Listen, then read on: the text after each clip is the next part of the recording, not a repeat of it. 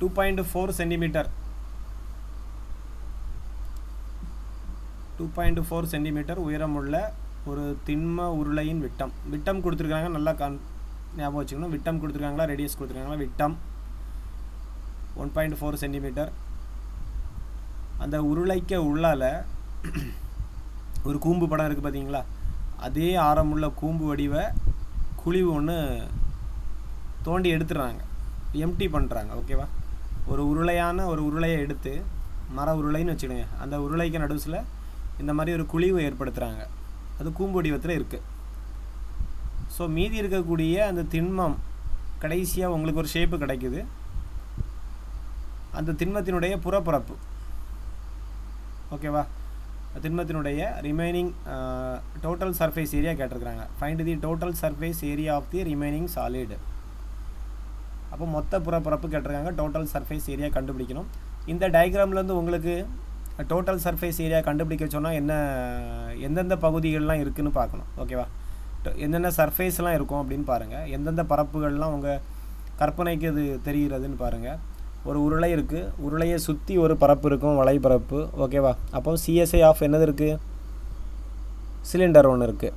அப்புறம் இன்டர்னலாக உள்ள ஒரு வளைந்த பரப்பு இருக்கும், அப்படிதானே? கப்புக்கு உள்ளால் ஒரு வளைந்த பரப்பு இருக்குது. அது எந்த வடிவத்தில் இருக்கும்? எதனுடைய வளைபரப்பாக கணக்கில் எடுக்கணும்னா அது கூம்பினுடைய வளைபரப்பாக எடுக்கணும். புரியுதா? அவுட்டரில் உங்களுக்கு உருளை ஷேப்பில் இருக்குது. அந்த உருளைக்கு உள்ளால் பார்த்தீங்கன்னா உங்களுக்கு என்ன பரப்பு இருக்குன்னா ஒரு கோன் பரப்பு இருக்கும். ஓகேவா? அப்புறம் டோட்டல் சர்ஃபேஸ் ஏரியா கேட்குறதுனால பாட்டத்தில் ஒரு பரப்பு இருக்கும், அடிப்பரப்பு ஒன்று இருக்குது. அது எந்த வடிவத்தில் இருக்கும்? வட்டத்தில் இருக்கும். புரியுதா? அப்போ 3 விதமான பரப்பு இங்கே இருக்குது. ஒன்று உருளையினுடைய சிஎஸ்ஐ ஆஃப் சிலிண்டர், அப்புறம் சிஎஸ்ஐ ஆஃப் கோன், ஓகேவா, கூம்பு, ப்ளஸ் அந்த பாட்டத்தில் இருக்கக்கூடிய வட்டத்தினுடைய பரப்பு. ஸோ அந்த 3 ஆட் பண்ணால் தான் உங்களுக்கு இந்த ப்ராப்ளத்தினுடைய ஆன்சர் கிடைக்கும்.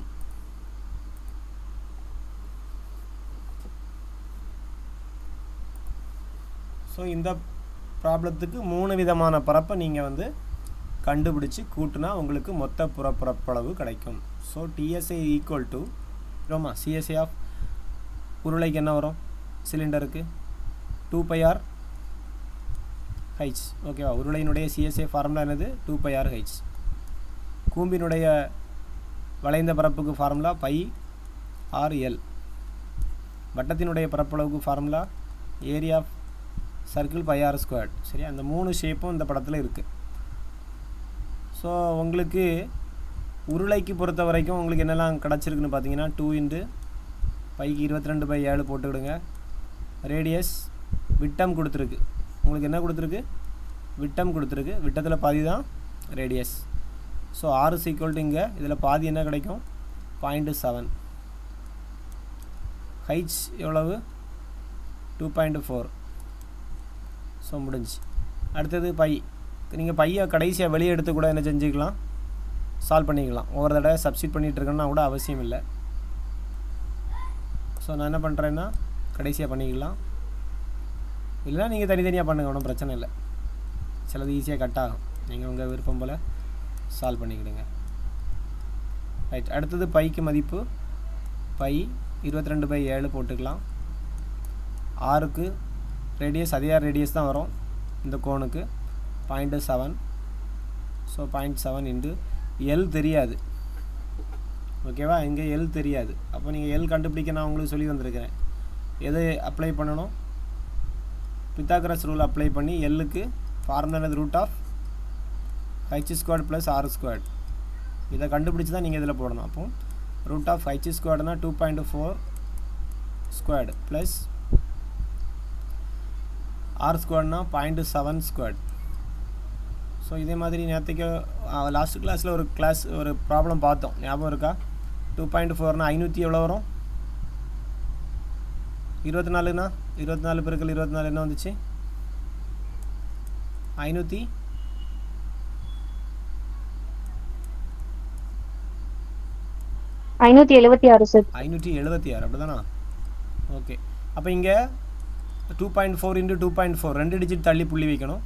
அப்போ உங்களுக்கு 5.76 கிடைக்கும். இங்கே 0.7 into 0.7னா 49, 0.49 கிடைக்கும். ஸோ ஆன்சர் உங்களுக்கு 6.25 வரும். 6.25னா எப்படி பிரிப்பீங்க? 2.5 into 2.5னு பிரிக்கணும். மல்டிப்ளை பண்ணி பார்த்தீங்கன்னா 2 டிஜிட் தள்ளி புள்ளி வைக்கும்போது கரெக்டாக வரும். ஸோ உங்களுக்கு இப்போ எல் கிடச்சாச்சு எவ்வளவு? 2.5. கொஞ்சம் பெரிய ப்ராப்ளமாக இருக்கும். ஸோ ஆன்சரை நம்ம வரக்கூடிய ஆன்சரை காணாமல் படிச்சிடும். ஓகேவா?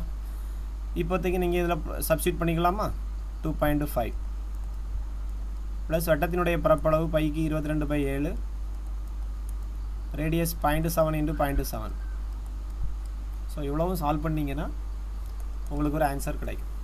ஓகேவா? நான் ஆன்சரை காணாமல் படிக்க சொன்னதுனால நீங்கள் இதை சப்ஸ்டியூட் பண்ணிங்கன்னா ரொம்ப டைம் எடுக்கும். நீங்கள் சால்வ் பண்ணி பாருங்கள். நான் ஆன்சரை சொல்லிடுறேன். நீங்கள் சால்வ் பண்ணிகிட்டே இருங்க.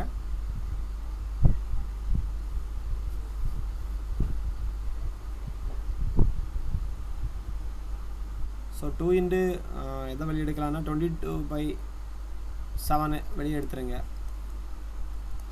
இல்லை அப்புறம் ஒரு 0.7 இங்கே இருக்குது, 0.7 இங்கே இருக்குது, 0.7 இங்கே இருக்குது. ஸோ வெளியே எடுத்துக்கலாம். 0.7 வெளியே எடுத்துக்கிடுங்க. இப்போ மீதி இருக்கிறதெல்லாம் பார்த்தீங்கன்னா ஒரு 2 into 2.4 இருக்குது. இப்போ அதை 4.8ன்னு எழுதிக்கலாமா? அப்புறம் இதை வெளியே எடுத்துட்டோம். அப்போ அங்கே ஒரு 2.5 மட்டும் மீதி இருக்குது. ப்ளஸ் இங்கே 22/7 அப்புறம் ஒரு 0.7 மட்டும் மீதி. ஈஸியாக முடிஞ்சிடும்னு நினைக்கிறேன். இதை அடிச்சிங்கன்னா 0.1. அப்போ இதை மல்டிப்ளை பண்ணும்போது 2.2. இதெல்லாம் ஆட் பண்ணிங்கன்னா 4.8, 2.5, 0.7. 8 5 13, 13 7 20, 6 2 8, 8.0. ஸோ 8.0. இப்போ மல்டிப்ளை பண்ணிங்கன்னா 2 16, 22 8ஆல் பெருக்கிட்டு ஒரு டிஜிட் தள்ளி புள்ளி வைங்க. 17.6. ஸோ அந்த ஆன்சரை காணாமல் படிச்சிருங்க. இல்லைன்னா இந்த கொஸ்டின்ஸுக்கு மட்டுமே ஒரு 10 நிமிஷம் எழுத்துரும் எக்ஸாமுக்கு. ஓகேவா? கொஸ்டின்ஸ் கேட்க மாட்டாங்கன்னு கிடையாது. இந்த மாதிரி பெரிய ப்ராப்ளம்லாம் கேட்டிருக்கிறாங்க இந்த பாடத்தை பொறுத்த வரைக்கும். ஓகேவா? ஏன்னா அவங்க செஞ்சு பார்த்துட்டு கொஸ்டின் எடுக்கிறது கிடையாது. புக்கை எடுக்கிறது 3Dலேருந்து ஒரு ப்ராப்ளம் கேட்கணும்னு நினைக்கிறது. ஸோ இதில் பார்த்து அந்தளவு ஒரு கொஸ்டின்ஸாக எடுத்துருவாங்க. செய்யும்போது தான் அதுக்கு வேதனை தெரியும். ரைட்? அப்போ இந்த கணக்கு புரிஞ்சிச்சுல உங்களுக்கு? 3 விதமான பரப்பு நம்ம இதில் கண்டுபிடிக்கிறோம். மொத்த பரப்பு கேட்டதுனால ஒரு உருளையை குடையிறாங்க. குடஞ்சி நடுவில் இருக்க பகுதியை ரிமூவ் பண்ணி வெளியே எடுத்துடுறாங்க. ஸோ உள்ளே பார்க்கும்போது நமக்கு என்ன ஷேப்பில் இருக்குன்னா அது ஒரு கோன் ஷேப்பில் இருக்குது. ஸோ அந்த வளைவு பரப்பையும் நம்ம எடுத்துக்கணும். மொத்த பரப்பு கேட்கும்போது உள்ளால் உள்ள பரப்பையும் எடுக்கணும், அவுட்டர் பரப்பையும் எடுக்கணும். உள்ளால் உள்ள பரப்பு பார்த்தீங்கன்னா கோணாக இருக்குது. வெளியே உள்ள பரப்பு பார்த்தீங்கன்னா உருளையும் கீழே அடிப்பரப்பில் ஒரு வட்டமும் இருக்குது. ஸோ 3 பரப்பையும் ஆட் பண்ணால் டோட்டல் பரப்பு கிடைக்கும். அவ்வளோதான். 3க்கும் உள்ள ஃபார்முலா போட்டிருக்கிறோம். ஸோ கோனுக்கு ஃபார்முலா வந்து எல் நமக்கு தெரியாது. அதுக்கு தனி ஃபார்முலா இருக்குது. Root of Pythagoras rule apply பண்ணி ரூட் ஆஃப் h² + r² ஃபார்முலாவை போட்டு 2.5 கண்டுபிடிச்சோம். சரியா? ரைட். ஸோ இது முடிக்காதவங்க ஒரு ஸ்க்ரீன்ஷாட் எடுத்துகிட்டு ரெண்டாவது ஒருக்கா சால்வ் பண்ணி பாருங்கள். எப்படி இந்த பாயிண்டெல்லாம் வச்சு இதை சால்வ் பண்ணாங்கிறதுன்னு புரியலைன்னா ஒருக்கா ஒர்க் அவுட் பண்ணி பாருங்கள். அப்போ புரிஞ்சிடும். ஸோ அடுத்த ப்ராப்ளம்.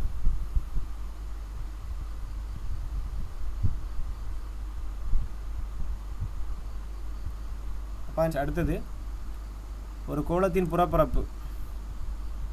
கோளம் புறப்பரப்பு. உடனே ஃபார்முலா தான் ஞாபகம் வரணும் உங்களுக்கு. சரி, ஒரு கோளத்தினுடைய புறப்பரப்பு அப்படிங்கிறது நமக்கு ரெண்டுக்குமே ஒரே ஃபார்முலா சொன்னேன். டிஎஸ்ஐக்கும் சிஎஸ்ஐக்கும் ஒரே ஃபார்முலா 4πr². ஓகேவா? அதை டைரெக்டாகவே கொடுத்துட்டாங்க, வேல்யூ கொடுத்துட்டாங்க. ஸோ கோளத்தினுடைய புறப்பரப்பை கொடுத்துறதுனால அந்த ஃபார்முலாவுக்கு ஈக்குவலாக அந்த வேல்யூ எடுக்கணும். ஓகேவா? அப்புறம் கோளத்தினுடைய புறப்பரப்பு கொடுத்துருக்குறாங்க 154 சதுர மீட்டர். ஸோ இதனுடைய ஃபார்முலாவை லெஃப்ட் சைடு போடுங்க. 4πr² = 154. இப்போ நீங்கள் இதில் என்ன கேட்டிருக்காங்க? விட்டம் கேட்டிருக்காங்க, ரேடியஸ் கேட்கல. நல்லா யோசிச்சுக்கணும். கொஸ்டினில் விட்டம் கேட்டிருக்காங்களா ரேடியஸ் கேட்டிருக்காங்களான்னு பார்க்கணும். ஸோ இங்கே வந்து டயாமீட்டர் தான் கேட்டிருக்கு. So 4 × 22/7 × r² = 154. 11வது வாய்ப்பாடு போடுங்க. 2 times 1 times 4 times. ஓகேவா? இப்போ r² = 7/4ன்னு இருக்குது. புரியுதா? 7/4 இல்லை, இங்கே ஒரு 7 இருக்குது, இந்த ஒரு 7 இங்கே இருக்குது, அங்கே போயிடும். 7 × 7/4ன்னு இருக்குது. ஸோ r = r²லேருந்து r கண்டுபிடிக்கணும்னா ரூட் எடுக்கணும். 7 × 7 / 4.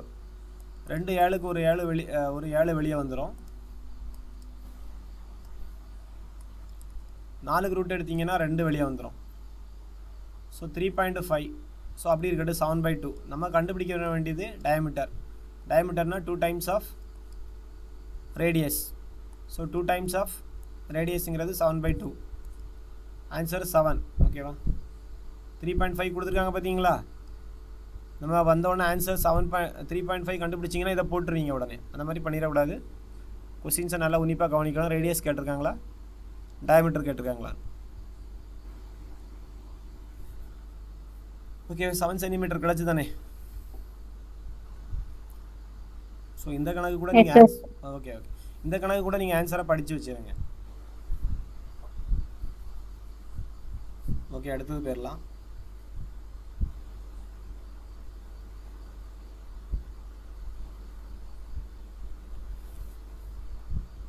Ninth problem. ஒரு கோள வடிவ கோளம், அது ஃபஸ்ட்டு நீங்கள் அசியூம் பண்ணிங்கன்னா ஒரு கோளம். அப்போ ஒரு ரஃப் டயக்ராம் கோளம் போட்டாச்சு. அந்த கூண்டு நூலால் காற்று உந்தப்படுகிறது. ஓகே, ஒரு பலூன் வந்து ஆக்சுவல் சைஸ் வந்து 12 cm ரேடியஸ் இருந்துகிட்ருக்கு. காற்று அதிகப்படுத்துகிறாங்க. காற்று அதிகப்படுத்தும் பொழுது அது 12 எதாக மாறுதுன்னா 16 உயர்கிறது ரேடியஸ். ஸோ இந்த 2 ரேடியஸினுடைய ரேஷியோ கேட்டிருக்கிறாங்க. 2 பரப்புகளினுடைய புறப்பரப்புகளுடைய விகிதம். ஸோ 2 டயக்ராமாக வரைஞ்சிக்கிடுங்க, கொஞ்சம் ஈஸியாக இருக்கும். கான்செப்ட் என்னென்னா இந்த டயக்ராம் டிவைட் பை இந்த டயக்ராம், அவ்வளோதான் கதை. புரியுதா? இந்த 2 டயக்ராமே நீங்கள் வகுத்தா போதும். இதனுடைய புறப்பரப்பு டிவைட் பை இதனுடைய புறப்பரப்பு. ஸோ உங்களுக்கு புறப்பரப்புகளின் விகிதம். ஸோ சிஎஸ்ஏ ஏதாவது ஒன்று வச்சுக்கலாம். சிஎஸ்ஏ அந்த சிஎஸ்ஏ 1 சிஎஸ்ஏ ஆஃப் ஸ்பியர் தானே இல்லையோ? ஆமாம், ஸ்பியர் தான் 1. அப்புறம் CSA of sphere 2. So formula வந்து உங்களுக்கு தெரியும், 4πr1² வரும். இது ரேடியஸ் 1 வச்சுக்கிடுங்க, இது ரேடியஸ் 2 வச்சுக்கிடுங்க. இந்த ப்ராப்ளம் முக்கியம்னா இந்த மாதிரி ஈஸி ப்ராப்ளங்கள் கேட்பாங்க. ஸோ 4π கேன்சல் ஆகி உங்களுக்கு 12 × 12 டிவைட் பை 16 × 16. இதை கட் பண்ணி சால்வ் பண்ணிங்கன்னா உங்களுக்கு என்ன ரேஷியோ வருதுன்னு சொல்லுங்கள் பார்ப்போம்.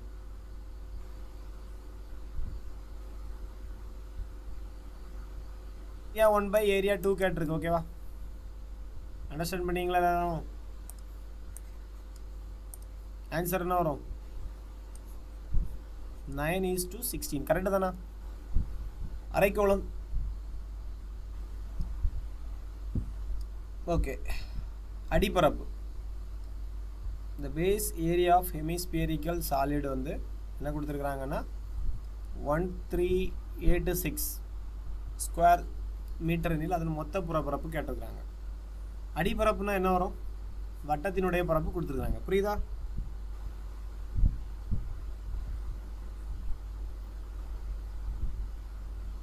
என்ன கொடுத்துருக்குறாங்க? அடிப்பரப்புனா உங்களுக்கு அரைக்கோளத்தினுடைய அடிப்பகுதி என்னதான் இருக்கும்? எது? சர்க்கிளாக இருக்கும். சர்க்கிளுடைய பரப்பு ஃபார்முலா என்னது? πr². πr² மதிப்பு கொடுத்துருக்குறாங்க. புரியுதா? இப்போ என்ன கேட்டிருக்கிறாங்க? அரைக்கோளத்தின்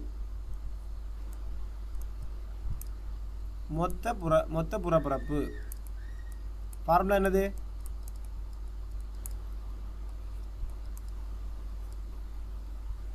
மொத்தம் ஒரு கோளம்னா 4πr² சொல்லி தந்தேன். அதில் பாதிங்கும்போது ஒரு 2πr² வரும். கர்டு சர்ஃபேஸ் ஏரியானா 2πr² வரும். மொத்த புறப்பரப்பு கேட்கும்போது மேலே ஒரு வட்டப்பரப்பையும் சேர்த்து என்ன ஃபார்முலா போடணும்? 3πr² போடணும். ஸோ 3 இன்டு πr²க்கு மதிப்பு தெரியும் எவ்வளவு? 1386. இதை மல்டிப்ளை பண்ணிங்கன்னா உங்களுக்கு என்ன ஆன்சர் வருமோ அதான் ஆன்சர். சிம்பிள் கணக்கு. 4158 வரும். புரிஞ்சா?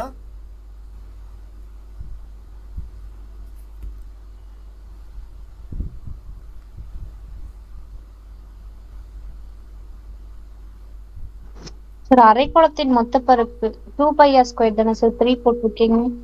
மொத்த டோட்டல் சர்ஃபேஸ் ஏரியா கேட்டிருக்கிறாங்க. அரைக்கோளத்துக்கு பார்த்தீங்கன்னா அரைக்கோளத்தினுடைய கர்டு சர்ஃபேஸ் வளைந்த பரப்புனா 2πr² வரும்.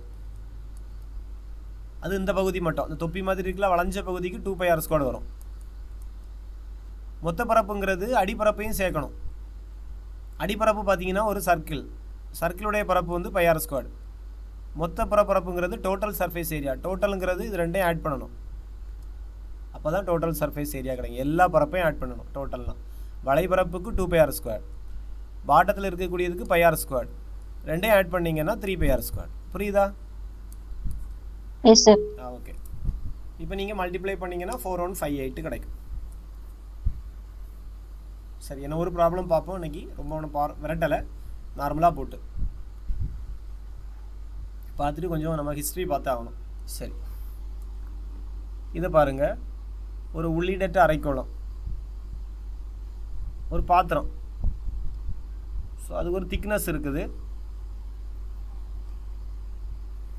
உள் மற்றும் வெளியாரங்கள் கொடுத்துருக்குறாங்க.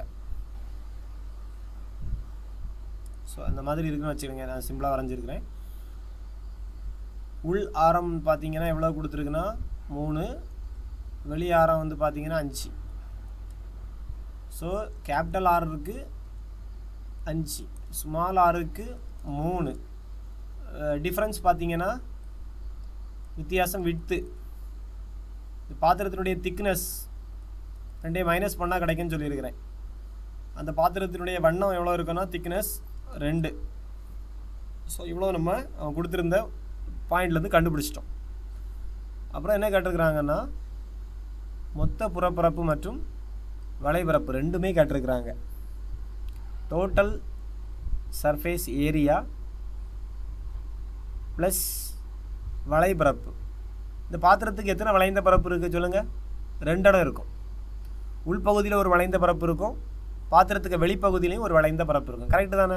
நீங்கள் பாத்திரங்கள் கழுவுற போது தெரியும், உள்ளாலையும் கழுவி இது பண்ணுவீங்க, அவுட்டர்லையும் கழுவுவீங்க. அப்போ 2 சைடும் அதில் என்னது இருக்குன்னா பரப்பு இருக்குது, உள்பக்கம் வெளிப்பக்கம்.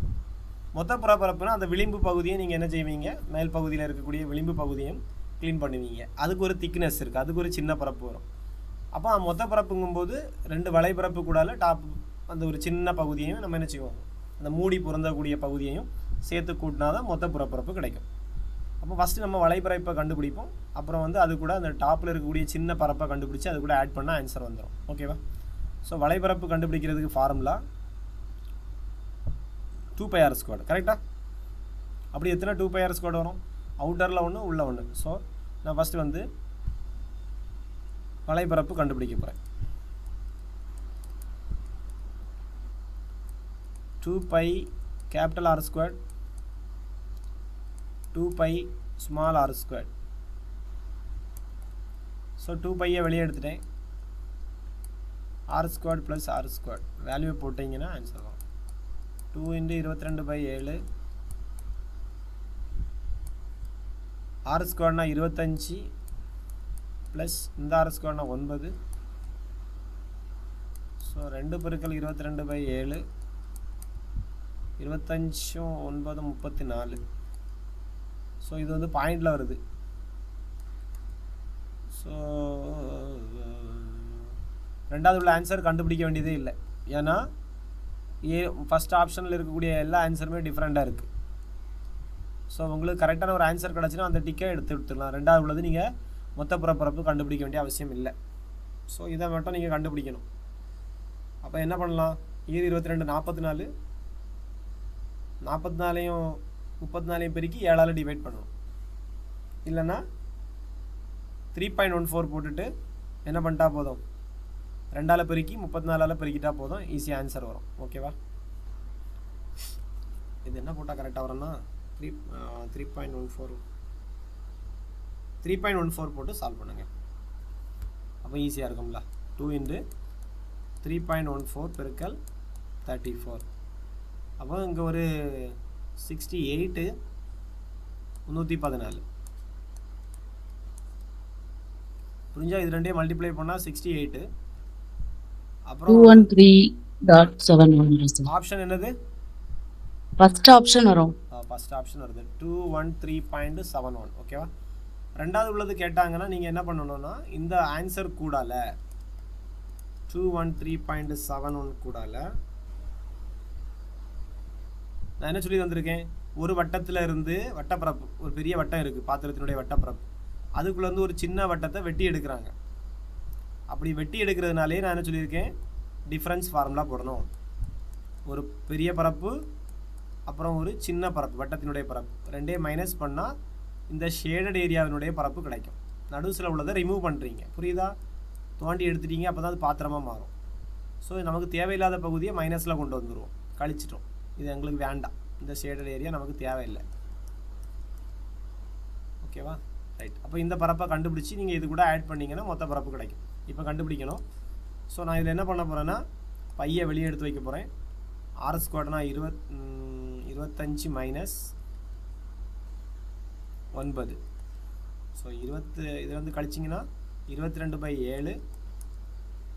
25ல் 9 கழிச்சிங்கன்னா 16.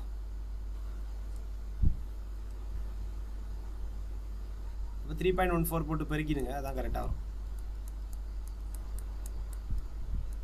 16 48 அப்போ 50 சம்திங் வரும்னு நினைக்கிறேன். பார்ப்போம். எஸ், 50.24 24 அப் 50.24. இதை இது கூட ஆட் பண்ணால் டோட்டல் சர்ஃபேஸ் ஏரியா கிடைக்கும். டிஎஸ்ஏ வந்து இந்த வலைப்பரப்பு ப்ளஸ் இந்த பாத்திரத்தினுடைய விளிம்பு பகுதி எட்ஜ். அப்போ 31.71 ப்ளஸ் 50.24. ஃபஸ்ட் ஆப்ஷன் கரெக்டாக வருதா பாருங்கள். 200 அப்ராக்சிமேட்லி வேல்யூவாக வரும். 213.71.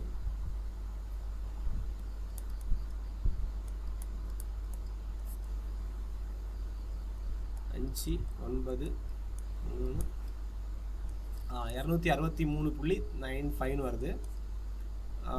இந்த ஒரு ஆப்ஷன் கரெக்டாக வரும். So approximation value 264. ஓகேவா? Okay sir. சரி, நான் இன்றைக்கி வந்து மேக்ஸ் முடிச்சுக்கிறேன். மொத்தம் 11 ப்ராப்ளம் பார்த்துருக்கோம். ஓகேவா? டெய்லி பார்க்குறதுனால நம்ம கொஞ்சம் கொஞ்சமாக பார்த்தா போதும். டெய்லி மேக்ஸ் நம்ம பார்ப்போம். சப்ஜெக்டில் இன்றைக்கி ஹிஸ்ட்ரி சப்ஜெக்ட் பார்ப்போம். ஏற்கனவே மராத்தாஸ் கொஞ்சம் அவுட் சோர்ஸ் நான் எடுத்த நோட்ஸு ப்ளஸ் 7th ஸ்டாண்டர்டில் உள்ள பேஷ்வாவுக்கு முன்னாடி வரைக்கும் பார்த்தோம். ஓகேவா? இன்றைக்கி நான் 11th ஸ்டாண்டர்ட் புக்கில் உள்ள கண்டென்ட்டை பார்க்க போகிறேன். ஓகேவா? ரைட். நான் ஸ்கூல் புக்கும் கொஞ்சம் படிக்கணும். மராத்தாஸ் எல்லா பாடமே ஹிஸ்ட்ரியை பொறுத்த வரைக்கும் 7th-லேயும் 11th-லேயும் கொஞ்சம் கண்டென்ட் இருக்கும். 7th ஸ்டாண்டர்ட் புக்லேயும் 11th ஸ்டாண்டர்ட் புக்லேயும் முகல்ஸாக இருந்தாலும் சரி தான், அதுக்கு முன்னாடி டெல்லி சுல்தானாக இருந்தாலும் சரி தான், கண்டென்ட் இருக்குது. அதனால நம்ம ஸ்கூல் புக் கண்டென்ட்டையும் படிக்கணும். அவுட் சோர்ஸ் படிக்கிறத விட ரெண்டையும் எல்லாத்தையும் மிக்ஸ் பண்ணி படிக்கணும். ஃபஸ்ட்டு அவுட் சோர்ஸ் நான் தரக்கூடிய நோட்ஸு, அப்புறம் ஸ்கூல் புக்கில் உள்ள கண்டென்ட். நான் அதனால் இன்றைக்கி வந்து 11th ஸ்டாண்டர்டில் வந்து கொஞ்சம் கண்டென்ட் எடுத்துருக்கிறேன். கொஞ்சம் தான் நம்ம அப்போ ஏற்கனவே உள்ளதை ரிவைஸ் பண்ணிவிட்டு நம்ம இதுக்கு வந்துடுவோம். என்றைக்கு ஸ்டார்ட் பண்ணாலும் ரிவிஷன் பார்த்துட்டு புதுசாக படிங்க. சரி, நான் அப்போ கேட்குறேன், சிவாஜியினுடைய அப்பா பேர் என்னது? சாஜி போன்ஸ்லே. ஞாபகம் வருதா? ஓகேவா? ஷாஜகான் ஆட்சி காலத்தில் சிம்பிளாக கேட்க, சிவாஜியினுடைய அப்பா பேர் சாஜி போன்ஸ்லே. இவங்க வந்து கொரில்லா போர் முறையில் சிறந்தவர்கள்.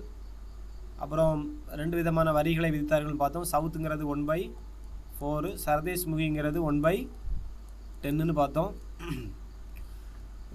அப்புறம் பேஷ்வாக்கள் வந்து எப்போ மன்னராக ஆட்சி பண்ணுறாங்கன்னு பார்த்தீங்கன்னா ஷாகு காலத்திலேருந்து பேஷ்வாக்கள் வந்து பேஷ்வானா பிரதம மந்திரிகள். சரி, அவங்க வந்து மராத்தியர்கள்லேருந்து அவங்க பிரதமர்கள் வந்து எதாவது மாறுறாங்க, மன்னராக மாறுறாங்க. எந்த டைம்லனா ஷாகுவினுடைய காலம். ஸோ இந்த மாதிரி ஒரு சின்ன இன்ட்ரொடக்ஷன் பார்த்துட்டு சிவாஜி எங்கே பிறந்தாருன்னு கேட்டால் அதுக்கு முன்னாடி அவங்க அப்பாவை பற்றி ஒரு சின்ன டீட்டெயில் இருந்து. அவங்க அப்பா வந்து 2 இடத்துல வேலை பார்த்தார். ஒன்று அகமது நகர், அதில் வந்து நிஷாம் ஷாகி இருந்தார். பிஜப்பூரில் அடில் ஷாகி இருந்தார். இந்த இடத்துல வேலை பார்த்தவர் தான் அவங்களுடைய அப்பா. முக்கியமான அவங்களுடைய பகுதின்னு பார்த்து அவருடைய பகுதி பூனே மற்றும் சூபா பகுதிகளுடைய நில உரிமையை அவங்க அப்பா வாங்கியிருந்தாங்க. அதில் வரக்கூடிய வரியை வந்து பிரித்து எடுத்துக்கிடுவார், பூனே மற்றும் சூபா. அப்புறம் அவர் தென்னிந்தியாவுக்கு போயிடுவார். அதாவது பெங்களூருவை தலைமையிடமாக கொண்டிருந்த பகுதிக்கு ஒரு ஆளுநராக நியமிக்கப்படுவார். அதனால் அங்கே போயிடுவார். ஒய்ஃபை வந்து ஒய்ஃபையும் இவரையும் யாருக்கு கண்ட்ரோலில் ஒப்படைப்பாங்கன்னு கேட்டிங்கன்னா தாதாஜி கொண்டதேவுங்கிற ஒரு ஆசானுக்கு கையில் ஒப்படைப்பாங்க. அவர் தான் அவருக்கு இந்த பயிற்சியெல்லாம் கொடுப்பாங்கன்னு பார்த்தோம். ஓகேவா, ரைட். இவங்க அம்மா வந்து எந்த வம்சத்தை சேர்ந்தவர்கள்னு பார்த்தீங்கன்னா தேவகிரி யாதவ வம்சத்தை சார்ந்தவர். ஓகேவா, ரைட். அவங்க அப்பாய்க்கு அப்பா மாலோஜி போன்ஸ்லே, அதாவது சிவாஜியினுடைய தாத்தா. அப்புறம் வெங்கோஜி ஈகோஜிங்கிறவரை பற்றி நம்ம பார்ப்போம். முக்கியமானவர். ஏன்னா தமிழ்நாட்டில் முதலாக மராத்தியருடைய ஆட்சியை தொடங்கினது யாருன்னு கேட்டாங்கன்னா அங்கே சிவாஜி மாதிரி சிவாஜியினுடைய சித்தியினுடைய பையன். அவங்க அப்பாவுக்கு 2 தாரம். 2ஆம் தாரத்தினுடைய பையன் தான் அந்த வெங்கோஜி அல்லது ஈகோஜின்னு சொல்லுவாங்க. அதான் 2ஆம் மனைவி துக்காபாய். அந்த துக்காபாயினுடைய மகன் தான் அந்த வெங்கோஜி. தமிழகத்தில் தஞ்சாவூர் வந்து மராட்டிய அரசு நிறுவியவர். எந்த வருஷம்னா 1674. இதே ஆண்டில் தான் சிவாஜி ரைக்கர் கோட்டையில் என்ன சத்ரபதிங்கிற பட்டத்தை பெற்று முடி சுட்டப்படுவார்னு. இதே ஆண்டில் தான் அவரும் இங்கே தொடங்குறார். அப்போ அந்த வருஷத்தை ஞாபகம் வச்சுக்கணும். முக்கியமான ஒரு வருடம். தஞ்சாவூரில் மராட்டிய அரசு எப்போ ஸ்டார்ட் ஆகுதுன்னா 1674. சிவாஜி எப்போ பிறந்தார்னு கேட்டாங்கன்னா 27. சில இடங்களில் நெட்டில் பார்த்தீங்கன்னா 30ன்னு இருக்கும். ஸ்கூல் புக்கில் எல்லாமே 27 இருக்கிறதுனால படிச்சுக்கோங்க. 27 பிப்ரவரி 19. எங்கே பிறந்தார்னா சிவனேரி கோட்டை, ஜூனாருங்கிற பகுதியில் சிவனேரி கோட்டையில் பிறந்தார்னு பார்ப்போம். அப்புறம் இவங்களுடைய குருன்னு பார்த்தீங்கன்னா ராம்தாஸை வந்து குருவாக ஏற்றுக்கொண்டார். 2 குருவை பற்றி நீங்கள் இதில் பார்ப்பீங்க. ராம்தாஸ், துக்காராம், என்ன ஒரு ஆள் உண்டு ஏக்நாத்னு சொல்லுவாங்க. அப்படி 3 பேர் தான் மராத்திய பகுதிகளில் வந்து இந்து மதத்தை வந்து வளர்த்து எடுத்தாங்க. ஓகேவா, அதில் முக்கியமாக இவங்க 2 பேர்கிட்ட ஈடுபாடு உண்டு, ராம்தாஸ், துக்காராம். அதில் ராமதாஸை வந்து இவர் வந்து குருவாக ஏற்றுக்கொண்டார். ரைட். ஒவ்வொரு புக்லேயும் ஒவ்வொரு மாதிரி போட்டிருக்கு.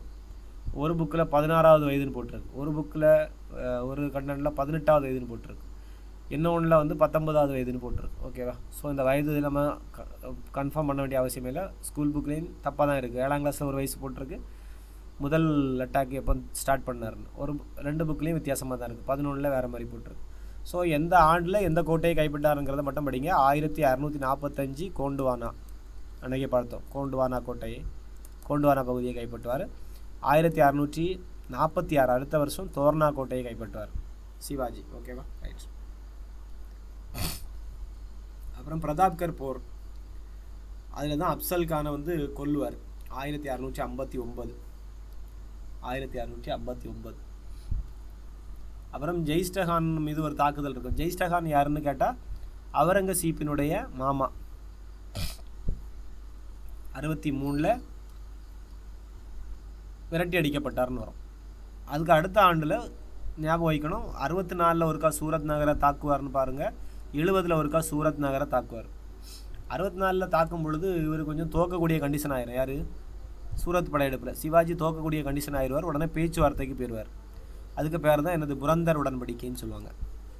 ஓகேவா, ஜெய்சிங் குடம் மன்னர், அந்த அவருடைய தளபதி மன்னருடைய அவுரங்கசீப்பினுடைய பிரதிநிதியான ராஜா ஜெய்சிங் கூடால ஒரு உடன்படிக்கை, புரந்தர் கோட்டையை கைப்பற்றியிருப்பார். அதுக்கு புரந்தர் உடன்படிக்கையை செய்து கொள்வாங்க. அதே மாதிரி 22 23 கோட்டைகளை வந்து திருப்பி ஒப்படைப்பார். யார்? இந்த சிவாஜி. அப்புறம் இவருடைய முடிசூட்டு விழா நான் சொன்னேன் ராய்கர் கோட்டையில். ரொம்ப முக்கியமான பாயிண்ட்டு, சிவாஜி எப்பொழுது முடிசூட்டப்பட்டார்னு கேட்பாங்க. 1674 ராய்கர் கோட்டையில், ராய்கட்னு ஒரு கோட்டையில் அன்னைக்கு தான் இவருக்கு சத்ரபதிங்கிற பட்டம் கொடுப்பாங்க. ஓகேவா? அப்புறம் இவருடைய அமைச்சரவை அப்படிங்கிறது, சிவாஜியினுடைய அமைச்சரவை அஷ்டபிரதான், 8 அமைச்சர்கள் இருப்பாங்க. பேஷ்வா முதன்மை அமைச்சர், இதெல்லாம் முக்கியமானதாகும். Match the following. Amartya means நிதி அமைச்சர். வாக்கிய நாபீஸுங்கிறது உள்துறை அமைச்சர். சுமந்த் அல்லது சுபீர்னு இருக்கும், சுமந்த் ஆர் சுபீர்னு இருக்கும், அப்படின்னா வெளியுறவுத்துறை அமைச்சர். சச்சிவ் அரசு செயலர், கடித போக்குவரத்து. சேனாபதின்னு தெரியும், தலைமை தளபதி. நியாயாதீஷ் தலைமை நியாயம் பண்ணக்கூடியது. பண்டிட் ராவ் தலைமை அர்ச்சகர். இதெல்லாம் முக்கியமானது பார்த்துட்டோம். அவர் நிலத்தை அளப்பதற்காக காத்திங்கிற முறையை பயன்படுத்தினார்னு பார்த்தோம். சவுத்து பார்த்துட்டோம், 1/4. சர்தேஸ் முகி பார்த்துட்டோம், 1/10. இந்திய கடற்படையினுடைய தந்தை என்று அழைக்கப்படுவர் யாருன்னு கேட்டால் யார்? இந்த சிவாஜி தான். நாணயவியல் முறையின் தந்தைன்னு யாருன்னு கேட்டால் யார் சொல்லணும்? ஷெர்ஷா சூரி. ஓகேவா? நாணயவியல் முறையின் தந்தை, இந்திய நாணயவியல் முறையின் தந்தைன்னு கேட்டால் ஷெர்ஷா சூர். ஓகேவா? ரைட். சரி, இன்னும் 11ஆம் கிளாஸ் புத்தகத்தில் உள்ள கண்டென்ட் பார்ப்போம். நான் சொன்னது தான் இருக்கும். ஃபஸ்ட்டு இன்ட்ரொடக்ஷன் பேஜில் நமக்கு நான் முக்கியமான பாயிண்ட்ஸை மட்டும் சொல்கிறேன். ஆல்ரெடி நான் சொன்னதான், தஞ்சாவூரில் நாயக்க மன்னர் ஆட்சி முடிவடைந்தவுடன், நாயக்கருடைய ஆட்சி முடிவடைந்த பிறகு தான் மராத்தியருடைய ஆட்சி வருது. மராத்திய தளபதி வெங்கோஜி. பார்த்தீங்களா? வெங்கோஜி சிவாஜின்னு வந்துவிட்ட சகோதரர். எப்போ? 1674 ஆட்சியை பிடித்தார். இதுவரைக்கும் நம்ம தஞ்சாவூரில் ஆட்சி பண்ணாங்கன்னு கேட்டாங்கன்னா 1832 வரைக்கும். ஓகேவா? கடைசியாக ஆட்சி பண்ணியிருக்காங்க வெள்ளைக்காரங்க. அந்த ஆட்சி பண்ணிகிட்டு இருக்க டைம் வரைக்கும் யாருடைய ஆட்சி தான் நடந்திருக்கு தஞ்சாவூரில்? மராத்தியருடைய ஆட்சி. 1832. கடைசி யாருன்னா 2ஆம் சரபோஜி மன்னர் மரணம் அடையும் வரைக்கும். 2ஆம் சரபோஜியை பற்றி நல்லா படிக்க வேண்டியது வரும். சரியா? 2ஆம் சரபோஜி மன்னர் வந்து மரணம் அடையும் வரைக்கும் இவங்களுடைய ஆட்சி தஞ்சாவூரில் நடந்திருக்கு. நல்ல ஞாபகம் வச்சுருக்கேன். அப்புறம் மராத்தியருடைய எழுச்சிக்கான காரணங்கள்னு கேட்டாங்கன்னா நமக்கு தெரியும். அவங்க இருந்த பகுதி வந்து கொங்கணம், குறுகலான் நிலப்பகுதி. அங்கே மலைகள் இருந்துச்சு. ஸோ அந்த பகுதிகளில் இவங்க வந்து எந்த முறையை மேற்கொண்டாங்கன்னா கொரில்லா போர் முறையை ஏற்படுத்த தகுந்த சூழ்நிலை அங்கே இருந்துச்சு. நிறைய மலைகளும் புதர்களும் இருந்ததுனால. ஓகேவா? ரைட்.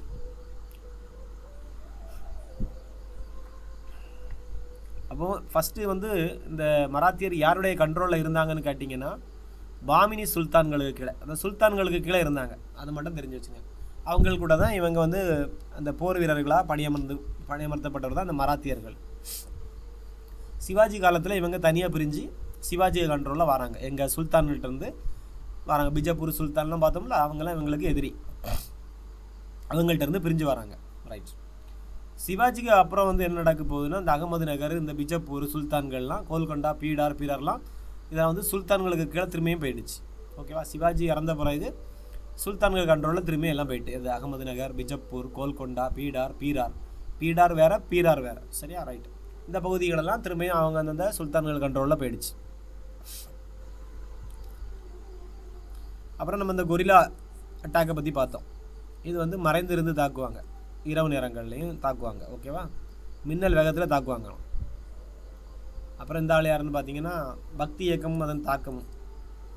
அதே தான் சொன்னோம்ல, துக்காராம், ராம்தாஸ், ஏகநாதர்னு போட்டுருங்க, ஏக்நாத். ஓகேவா? இவங்க தான் பக்தி இயக்கத்தின் முன்னோடிகளாக இருந்தாங்க. எந்த பகுதியிலும் பார்த்தீங்கன்னா மராத்திய பகுதிகளில். அப்புறம் இவர் வந்து குருவாக ஏற்றுக்கொண்டார் பார்த்தீங்கன்னா ராம்தாஸ் தான். நீதிபதி ரானடே, இதை பற்றி ஒன்று மராத்தியரை பற்றி ஒன்று சொல்லியிருப்பாங்க. பிராமண வகுப்பை சாராதவர்கள் அப்படிங்கிற லைனை முடிச்சிருப்பாங்க. அது மட்டும் ஞாபகம் வச்சுருங்க. இந்த மராத்தியர்கள் பிராமண வகுப்பை சாராமல் சமூகத்தின் அடிநிலையை சேர்ந்தவர்களாகவே இருந்தனர்னு ஒரு கூற்றை சொன்னது யாருன்னு கேட்டால் அந்த நீதிபதி ரானடே. ஓகேவா? ரைட். இப்போ மராத்தியரை பற்றி நீதிபதி ரானடேவே ஒரு கருத்து தெரிவிச்சிருக்கார்.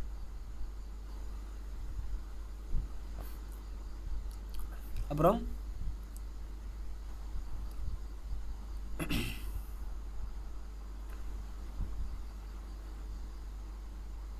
சிவாஜி இந்த தக்கான பகுதியில் இருந்த மராத்தியர்களெல்லாம் ஒன்று சேர்த்தார்னு பார்த்தோம். அதே தான் கொடுத்துருக்கு. தக்கான பகுதியில் சிதறி கிடந்த மராத்தியர்களெல்லாம் ஒரு தலைமையின் கீழ் ஒன்று திரட்டி சிவாஜி ஒரு வலுவான அரசை நிறுவினார்.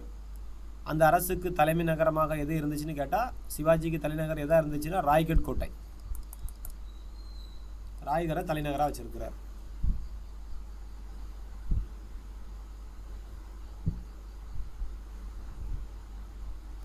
அப்புறம் சிவாஜியினுடைய காலம்னு பார்த்தீங்கன்னா 27 பிறந்தார்னு சொன்னோம்ல, பிப்ரவரி 19.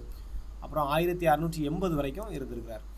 சிவாஜியினுடைய பையன் யாருன்னு கேட்டால் சாம்பாஜி, தெரியும்ல, சிவாஜியினுடைய மகனுக்கு பேர் சாம்பாஜி. நம்ம அதை பற்றியும் படிப்போம். ரைட், இன்னைக்கு வந்து சிவாஜியோட முடிக்க வேண்டியிருக்கும்.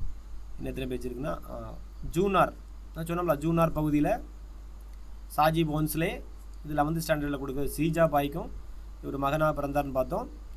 அம்மா வந்து தேவகிரி யாதவ வம்சத்தை சார்ந்தவர். அப்பாங்கிறவர் சிசோடியாக்கள் வழித்தோன்றல், மேவார் சிசோடியாக்கள்.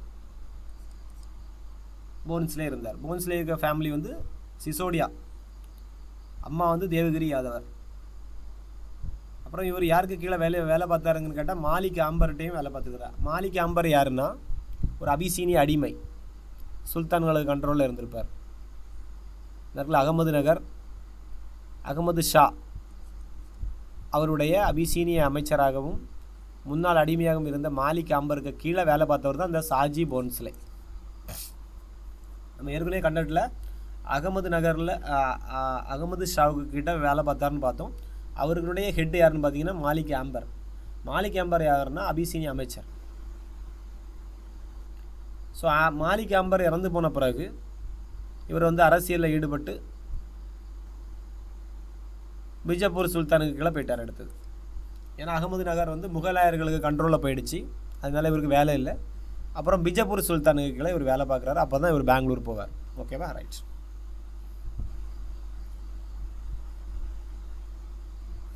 ஆல்ரெடி நான் சொல்லியிருக்கேன், தாதாஜி கொண்டதேவ் பூனாவில் தான் இவங்களுடைய பிளேஸை அப்பா விட்டு போயிருக்காரு. ஏன்னா அந்த பகுதிக்கு ஜாகிர்தார் யாருன்னு கேட்டிங்கன்னா இவர் தான். யார்? இந்த சாஜி போன்ஸ்லே. அவர் வெளியிடம் போகிறதுனால தாதாஜி கொண்டதேவ் என்பவரின் பராமரிப்பில் சிவாஜியும் அவரது தாயும் விடப்பட்டனர். அப்புறம் இந்த சிவாஜி வந்து மாவலின்னு ஒரு பகுதி இருக்குது. மாவலினா தோட்ட வேலை செய்பவர்கள். ஸோ அந்த மராத்திய பகுதிகளில் சேர்ந்த இந்த தோட்ட வேலை செய்யக்கூடிய இனத்தை சார்ந்த விவசாயிகள் மற்றும் தலைவர்களுடைய ஒரு நல்ல மதிப்பை யார் பெறுகிறார்னா அந்த சிவாஜி பெறுகிறார். அப்புறம் அவருடைய யாருடைய கண்ட்ரோலில் இவர் இருக்கிறார்? மத துறவிகளாக விளங்கிய ராம்தாஸ், துக்காராம் ஆகியோரும் சிவாஜியின் தாக்கத்தை ஏற்படுத்தினார்கள். யாரை குருவாக ஏற்றுக்கொண்டார்னு கேட்டிங்கன்னா என்ன இருக்கார்? ராம்தாஸ். ஓகேவா, நான் திருப்பி இதே பாயிண்ட்ஸை திருப்பி சொல்கிறேன். உங்களுக்கு எப்போ கேட்டாலும் தாதாஜி கொண்டதேவ்னா யாருன்னு தெரியணும், சாஜி பான்ஸ்லேனா யாருன்னு தெரியணும், சீஜாபாய்னா யாருன்னு தெரியணும், ராய்கர் கோட்டைனா என்னன்னு தெரியணும். ஓகேவா, அகமது நகர் தெரியணும், பிஜப்பூர் சுல்தான் தெரியணும். ஓகேவா, அப்சல் கான்னா யாருன்னு தெரியணும், ஜெய் சிங்னா யாருன்னு தெரியணும், புரந்தர் உடன்படிக்கைனா யாருன்னு தெரியணும்.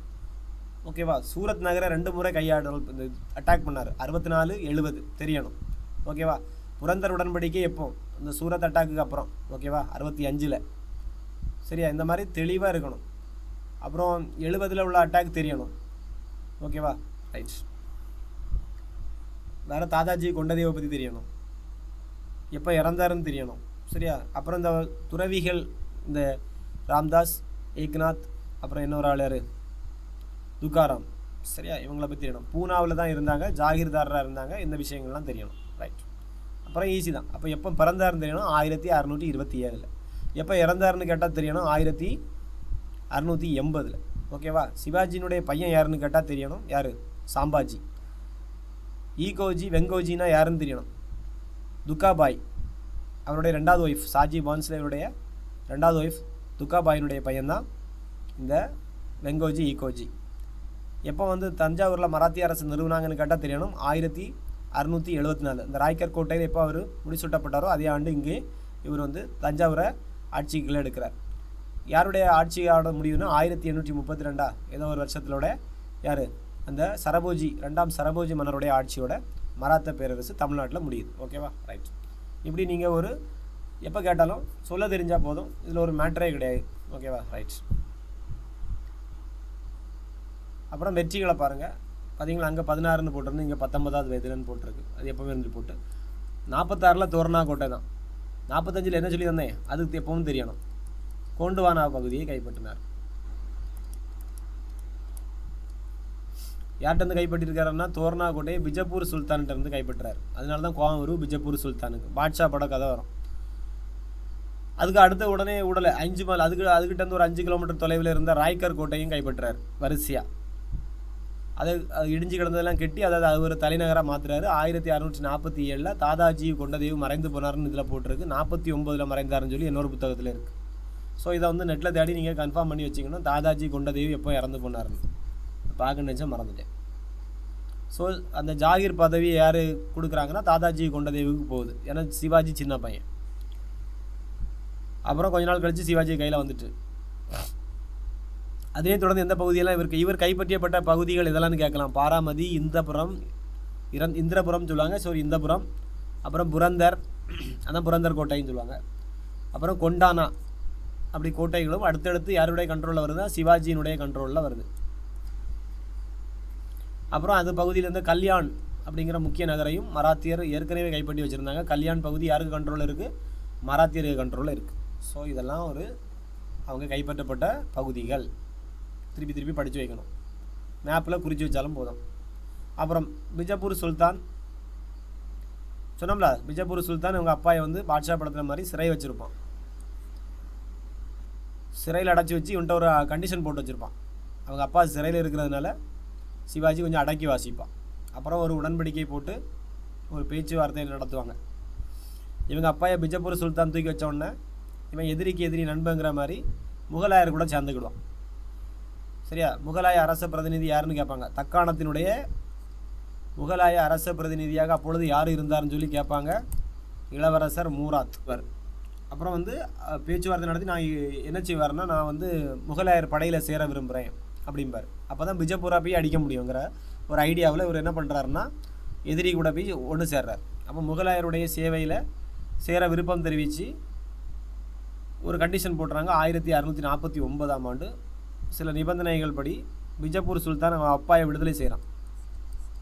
நான் எங்களை வந்து தொந்தரவு பண்ணக்கூடாது, அட்டாக் பண்ணக்கூடாது, இந்த மாதிரி பல கண்டிஷன்ஸ் போட்டு அவங்க அப்பாவை என்ன செய்கிறான், ரிலீஸ் பண்ணுறான்.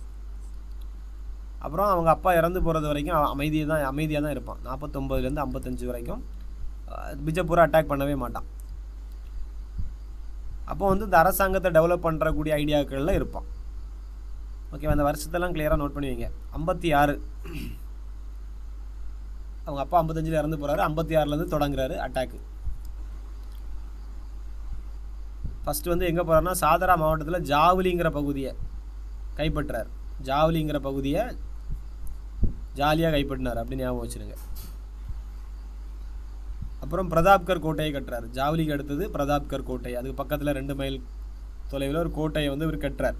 பிரதாப்கர் அப்படிங்கிற கோட்டையை இந்த சிவாஜி கட்டுறார். ஞாபகம் வச்சுருங்க.